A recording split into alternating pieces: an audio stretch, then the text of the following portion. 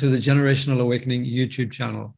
Our aim is to encourage, equip, and empower Christian leaders and parents to effectively nurture the next generation to become resilient, lifelong disciples of Jesus. Today, we welcome our special guest, Leanne Rhodes. Leanne founded Abolition to break the systems that keep people in sex slavery. She is an ordained minister with the Australian Christian Churches. Leanne is also the executive director of the European Freedom Network, an anti-trafficking network with over 260 organizations from 44 countries. She is also the global director of the World Evangelical Alliance's World Freedom Network. Leanne led Numa Church Mission, leading community development programs in Australia, Thailand, Cambodia, Africa, and India. Leanne also holds an IT degree from Queensland University of Technology and a grad diploma of theology from Harvest Bible College. She is currently completing a Master of Arts at Alpha Crucis College with her thesis research on what is the modus operandi that traffickers use to recruit Romanians and Bulgarians for the purpose of sexual exploitation. Leanne now resides in Portugal and travels regularly across Europe to work with churches, governments, and NGOs in the prevention of human trafficking. She looks forward to a world where no one's basic right for freedom is sold for the highest bid. Hi, Leanne. Welcome, and thank you for taking time to join us today. I'm in awe of all that you and your network partners are engaged in doing today. It's great to be here, Harry. Thank you so much for the invitation. Well, it's great having you. And can you begin by telling us what is human trafficking? Sure. So human trafficking, I can start by telling you what it is not, because people often think that human trafficking, people have often seen the movie Taken, where someone is kidnapped and taken. And that is kind of what human trafficking used to look like. It looks different these days. People often think it's when people are moved from one country to another, but human trafficking can happen within a country as well. So human trafficking really involves three key things. It involves coercion, or some kind of control of people. So that could be through violence or coercion. It involves economic exploitation, so someone's making money off you, and it involves a loss of free will. So you're not getting to choose what you're doing. You may have at some stage agreed to do a job, but not under the conditions that you find yourself in. So that's what human trafficking is. People often think that human trafficking doesn't happen where they are, but it happens in every country of the world. And in fact, recent reports show that it impacts 49.6 million people. Unfortunately, 71% of them are women and 1 in 4 are children. So it's very relevant for our discussions today. Well, can you tell us where human trafficking tends to happen? Yeah, well, the thing is, it happens everywhere. If people are vulnerable, it makes them easier to traffic, but trafficking happens everywhere. When I founded an organisation called Abolition that you were talking about earlier, we were based in Romania. And one of the things that I picked up is that people who were in the city thought human trafficking happened in the country. People in the country thought that human trafficking happened in the city. Everyone tends to think it happens not where they are. It's always sort of off there happening to someone else. But in reality, it happens everywhere. It happens to people living in vulnerable situations. It happens to school students. It happens to people that are looking for work. It can happen to anyone. Well, can you explain how it tends to happen? Yeah, so human traffickers have a number of techniques, and they're usually selling you some kind of dream and preying on your vulnerability. So they have a number of techniques. Kidnapping, like in the movie Taken, would be one. But again, that doesn't happen so often these days. It might happen in war situations, like currently we've got the Ukraine war going on. So there's a bit more kidnapping happens there. And we're hearing about that at the moment. But a lot more time it's on someone's got a dream or a hope or something that they want, usually a hope for a better life. And a trafficker will come along and promise everything. So they might come along and promise a job in another country. Or they might promise a relationship. So they might come along and be a boyfriend for a young 14-year-old girl. In Romania, we had a case where there was a 14-year-old girl that was trafficked. And the way the trafficker did it, which is shows what we call the lover boy technique, where they pretend to be a love interest in order to sell them. What this girl did was she started by accepting a friend request from somebody she didn't know on Facebook. This person on Facebook was a 14-year-old boy around her age. At least that's what she thought. It was really a trafficker who had researched everything that she made public about her life, knew that she liked certain things. So the trafficker was able to create like the perfect persona and started building up a relationship with this girl. And, this girl, the trafficker was paying the girl a lot of attention online. They were chatting all the time. So this 14-year-old girl, she's not fully developed socially. She's not fully developed emotionally. She starts falling in love with this who she thinks boy is on the other end of the line. And then what was interesting about this case is the trafficker did a very interesting thing. He suddenly stopped talking to her, which is a bit unusual. But then what he did was a few days later, she got a friend request from another person who was still the trafficker, this time the trafficker posing as the boy's father. And he said, "Oh, look, I'm your friend's father. I can see you've spent a lot of time talking to him. So I'm guessing, you were very important to him. I'm sorry to tell you he's been very sick and he actually passed away. Would you like to come to the funeral since you're such good friends?" And she said yes. And so her own dad took her to the funeral, dropped her off, and the trafficker took her away. There wasn't really a funeral.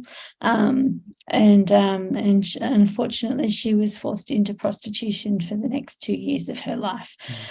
So traffickers will prey on your hopes and your dreams, your vulnerabilities.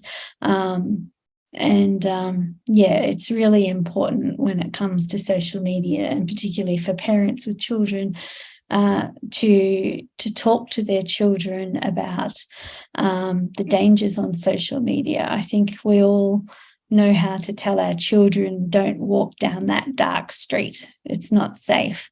But unfortunately, there's a lot of dark streets on the internet and in social media, and we've got to teach our children how to cope with that. I've actually got a great video about that I'd like to show if I could. Yes, please do. Toss and turn, never learn, sick of losing sleep. The days get shorter, nights get colder, promises I can't keep. I hope that life won't pass me by, the light inside of me. The walls get taller,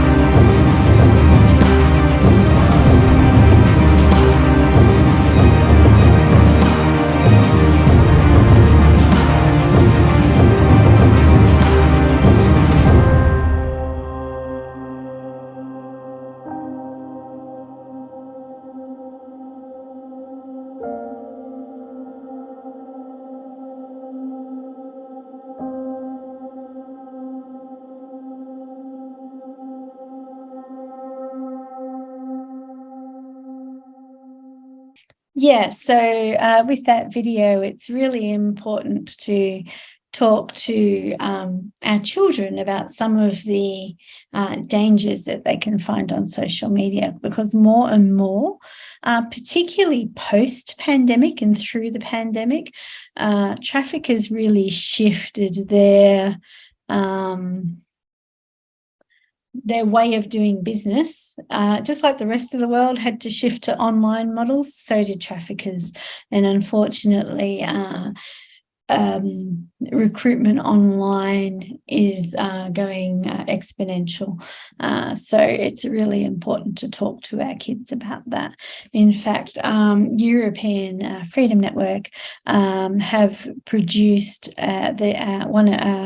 we have a whole lot of groups in our team have produced a great parents resource exactly on how to talk to your kids about things like human trafficking. I know whenever I go into schools, I frame it very differently as to whether I'm talking about to a 5-year-old or whether I'm talking to 10-year-old, 13-year-old, or a 16-year-old. Often with 5-year-olds, I talk about people that make you feel icky on the inside. You can have ways to talk about it. People that want to talk about your private parts or things like that, or make jokes about them. So there's definitely ways to talk about that, and it's an important conversation. And the earlier we have it, the better. Often we like to wait until we're teenagers and they're ready for a conversation like that, but they see all this stuff on TV all the time. So we need to teach our kids how to live in the world that they live in, but do it safely. Yes, absolutely. Well, if you have different resources that are appropriate for different ages that parents can use with their children, or a teacher can use in school or in church, that would be really wonderful to have those links as well. Yeah. In fact, if you go to europeanfreedomnetwork.org webpage, and if you look for Don't Shut Your Eyes in the menu, you'll see a whole lot of videos that we've done that you can use as talking points, and feel free to use them in your churches, in your schools. That's what they're there for. We would love for you to use them. We have them subtitled in loads of different languages as well, which is also helpful. Great. Well, that's really very helpful to know for parents and each one of us. Well, what else can I do, or what can we do as individuals, families, churches, or wider communities? I think it's helpful, like if you're in a position where you would be involved in child safeguarding, you've got a ministry to children, you're a mum, you're a teacher, you're in a sports club, I think it's good to know the signs of what a trafficked child could look like. So some of them are things like this, and this is all in that parent's guide. Would be, they've got an older boyfriend in their life that seems to be controlling them, or they're frequently visiting places that are unusual for their age group to attend, like someone must be introducing them to that. Maybe they start dressing more provocatively, or they're staying out late at night. I think a lot of parents would be like, oh my goodness, that's my daughter. I think we all go through an age where that kind of thing happens, but watch for it. Usually it's not one of these signs, it's in the combination of these signs.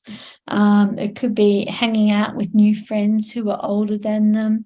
It could be they start ignoring their childhood friends and family members, not listening to them, starting drinking, using drugs, falling asleep during the day, skipping school, skipping meals, exhibiting anxious behavior, lack of sleep, lying or unable to recall events in their lives.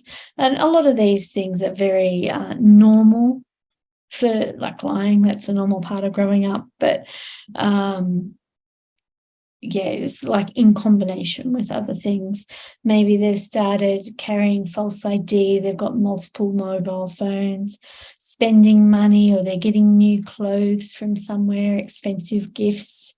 Older children might talk about modelling or other job contracts in other parts of town.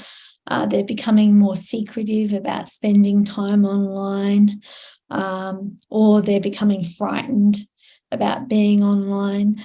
They're all pointing signs. So I would say to any parent, if you think that something might be happening, ask the question.